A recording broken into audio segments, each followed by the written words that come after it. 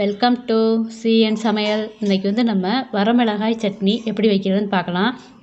ஏற்கனவே நம்ம சேனலில் வந்து மிளகாய் சட்னி போட்டிருக்கோம். அது என்னென்னு பார்த்தீங்கன்னா, இப்போ பார்த்தீங்கன்னா இந்த சட்னி வந்து நம்ம அம்மியில் அரைச்ச மாதிரி சுவை வந்து கொடுக்கும் நமக்கு. நீங்கள் இதே மாதிரி அரைச்சி பாருங்கள். நான் ஏன் அப்படி சொல்கிறேங்கிறது உங்களுக்கு தெரியும். என்னென்ன வேணும் அப்படின்றத சொல்கிறேன். அதாவது மெயின் வந்து வரமிளகா வந்து என்ன பண்ணணும்னு கேட்டிங்கன்னா, ஊற வச்சுருக்கேன் நான் தண்ணியில். ஒரு 13 மிளகா போட்டிருக்கேன் காரத்துக்கு தகுந்த மாதிரி. நீங்கள் எவ்வளோ காரம் தேவையோ அதுக்கு தகுந்த காரம் கூட்டி குறைச்சி போட்டுக்கிறங்க. கொஞ்சம் மிளகா நல்லா வச்சு சாப்பிட்டா தான் நல்லாயிருக்கும். அது வந்து காரமாக நல்லாயிருக்கும் சாப்பிட்றதுக்கு. இது பார்த்திங்கன்னா காம்பை மட்டும் கிள்ளிட்டு அப்படியே விதையோடு தண்ணியில் ஊற வச்சுருக்கேன். ஒரு அரை மணி நேரம் ஊற வச்சுக்கிறேங்க. பார்த்திங்கன்னா இது சின்ன வெங்காயம் நான் 1 கப் எடுத்துருக்கேன் இன்றைக்கி. வெறும் சின்ன வெங்காயமாக போட்டு அரைச்சோம் அப்படின்னா டேஸ்ட்டு நல்லாயிருக்கும். பெரிய வெங்காயம் கலந்து அரைச்சோம் அப்படின்னா கொஞ்சம் இனிப்பு தன்மை வரும். இப்போ சின்ன வெங்காயம் கூட இனிப்பாக தாங்க வருது. அந்த காலத்தில் மாதிரிலாம் சின்ன வெங்காயம் வந்து காரசாரமாலாம் இல்லை. இப்போ சின்ன வெங்காயம் கூட இனிப்பாக தான் இருக்குது.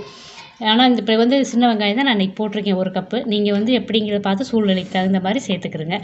அடுத்து பார்த்திங்கன்னா தக்காளி வந்து 2 தக்காளி எடுத்துக்கிறங்க. 2 தக்காளி எடுத்துக்கிறங்க. இது பார்த்திங்கன்னா அடுத்து கொஞ்சமாக தேங்காய் பூ, அதாவது 1 ஸ்பூன் தான் எடுத்திருக்கேன். அதுக்கு மேலே எடுக்காதீங்க. இதெல்லாம் போட்டு அரைக்கும் போது இதில் தேங்காய் சேர்த்துருக்காங்களோ அப்படி யோசிக்கிற மாதிரி தான் இருக்கணுமே தவிர போட்டிருக்கோங்கிறது தெரியக்கூடாது. அந்த அளவுக்கு தான் தேங்காய் பூ இருக்கணும். ஆனால் சாப்பிடும்போது பார்த்திங்கன்னா ஒரு ருசி இருக்கும். ஆனால் இது வரமிளகா சட்னி தானே, ஏதோ ஒரு ருசியாக இருக்கே அப்படின்னு யோசிக்கிற மாதிரி இருக்கும் அந்த சட்னி வந்து பார்த்திங்கன்னா. நீங்கள் அரைச்சி பாருங்கள். அரைச்சி வச்சு பார்த்துட்டு சாப்பிட்டுட்டு எனக்கு எப்படி இருந்ததுன்னு சொல்லுங்கள். பாருங்கள். அப்புறம் கொஞ்சமாக சோம்பு, ரொம்ப வைக்கக்கூடாதுங்க. கொஞ்சமாக 1/4 ஸ்பூன் தான் வச்சுருக்கேன் சோம்பு, பார்த்துக்கிறங்க. அப்புறம் ஒரே ஒரு பல்லு பூண்டு, அப்புறம் கொஞ்சம் புளி வைக்க, ஏன்னா நம்ம மிளகா ஜாஸ்தியாக வைக்கிறோம் இல்லைங்களா, அதனால் அந்த புளியும் சேர்த்துக்கணும். அப்போ தான் நல்லாயிருக்கும் ஃப்ளேவர் வந்து. இது பார்த்திங்கன்னா உப்பு. இவ்வளோ தான் இதுக்கு தேவையான பொருட்கள். இதை பூரா அரைச்சிட்டு நம்ம தாளிக்க வேண்டியதுதான்.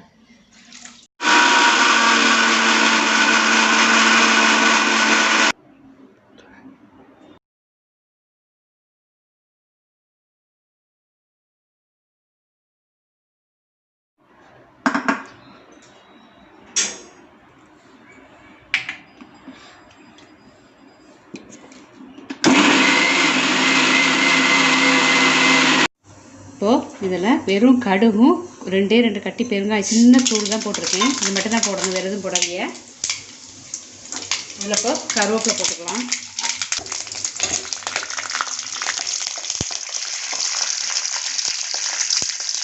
கருவேப்பிலையும் போட்டாச்சு. இப்போ அதில் நம்ம அரைச்சோம் இல்லையா, அதை ஊற்றிடலாம்.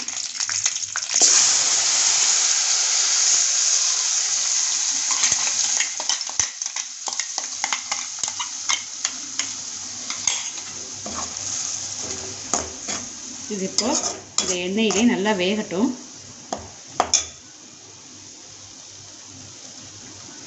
இப்போது நம்ம சட்னி தாளித்து விட்டது வரமிளகாய் சட்னி. அதாவது இப்போ வந்து பாதி ஏதாவது வெந்துருச்சு, கொஞ்சம் எண்ணெய் மேலே வந்திருக்கு. இன்னும் கொஞ்சம் எண்ணெயெல்லாம் மேலே வரணும்.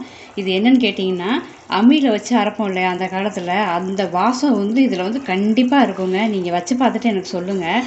ஏற்கனவே நம்ம ஒரு மிளகாய் சட்னி போட்டிருக்கோம், வெள்ளை பணியாரத்துக்கு போட்டோம்னு சொல்லி வெறும் மிளகா அப்படி மட்டும் வச்சு அரைச்சோம்.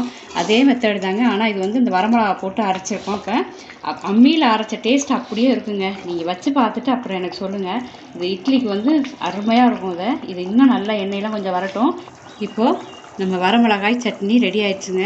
அருமையாக வந்திருக்குது. இது என்னென்னு கேட்டிங்கன்னா, இப்போ எண்ணெயெல்லாம் மேலே வந்துருச்சு. நீங்கள் லாஸ்ட்டாக வந்து நல்லெண்ணெய் திரும்பவும் 1 ஸ்பூன் ஊற்றி விட்டுட்டு இறக்கிடுங்க. இது ரொம்ப நேரம்லாம் வேக விட வேண்டாங்க. கொஞ்சம் நேரம் அந்த எண்ணெயெல்லாம் வெளியில் வர்ற வரைக்கும் வச்சு விடுங்க. அவ்வளோதான் போதும். இது வந்து அப்படியே வரமிளகாவோட வாசம் அருமையாக இருக்குங்க இந்த சட்னியில். நீங்கள் வச்சு பார்த்துட்டு எனக்கு சொல்லுங்கள். அவ்வளோதான், நம்மளுடைய சட்னி ரெடி.